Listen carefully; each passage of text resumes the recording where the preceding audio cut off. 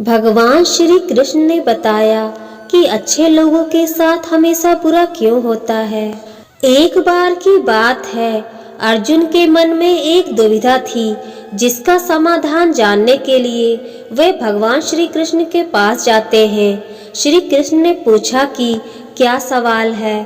अर्जुन ने कहा, मुझे ये जानना है कि अच्छे लोगों के साथ हमेशा बुरा ही क्यों होता है, वही बुरे लोग खुशहाल दिखते हैं। अर्जुन के मुंह से ऐसी बातें सुनकर श्री कृष्ण मुस्कुराए और कहा, मनुष्य जैसा सोचता है और महसूस करता है वैसा कुछ नहीं होता है, बल्कि अज्ञानता की वजह से वो सच्चाई नहीं समझ पाता है। अर्जुन उनकी ये बात समझ नहीं पाए।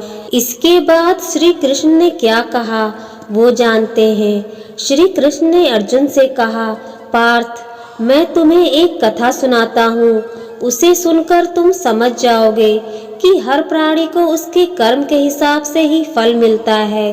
प्रकृति हर किसी को अपनी राह चुनने का मौका देती है।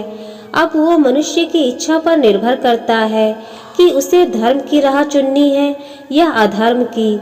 कथा शुरू करते हुए श्री कृष्ण ने कहा, एक नगर में दो पुरुष रहा करते थे। एक पुरुष व्यापारी था, जिसके जीवन में धर्म की बहुत महत्वता थी। वो पूजा पाठ में यकीन रखता था। वो हर रोज मंदिर जाता था और दान धर्म भी करता था। हर रोज भगवान की पूजा करता था। वहीं दूसरा पुरुष बिल्कुल विपरीत था।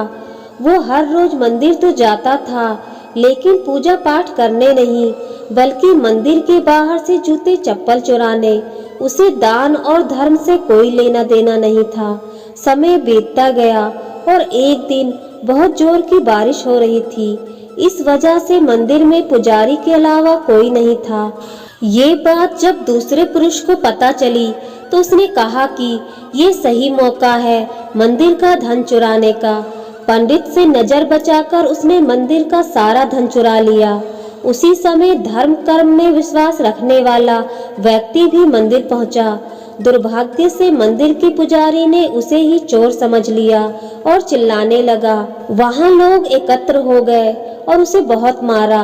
किसी तरह वो बचते बचाता वहां से निकला तो दुर्भाग्य ने उसका साथ वहां भी नहीं छोड़ा। मंदिर के बाहर वो एक गाड़ी से टकरा गया और घायल हो गया।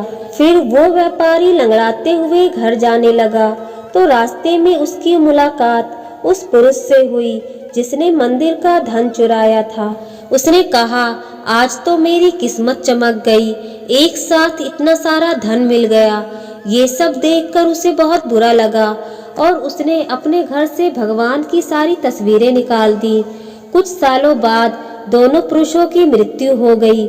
मरने के बाद जब दोनों यमराज की सभा में पहुंचे और भले पुरुष ने दूसरे व्यक्ति को देखा तो उसे बहुत गुस्सा आया।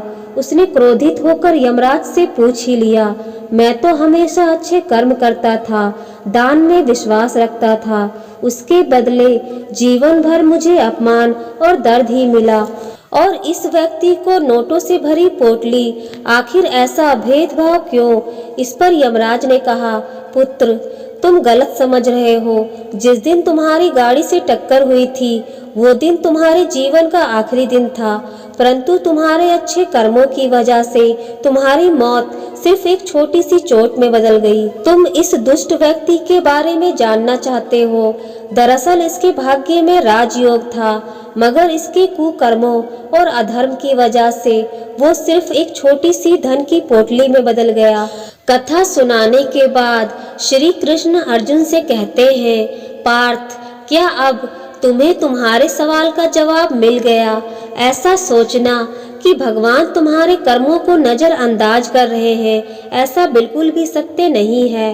भगवान हमें कब, क्या, किस रूप में दे रहा है, मनुष्य को समझ में नहीं आता है। मगर आप अच्छे कर्म करते रहे तो भगवान की कृपा हमेशा बनी रहती है।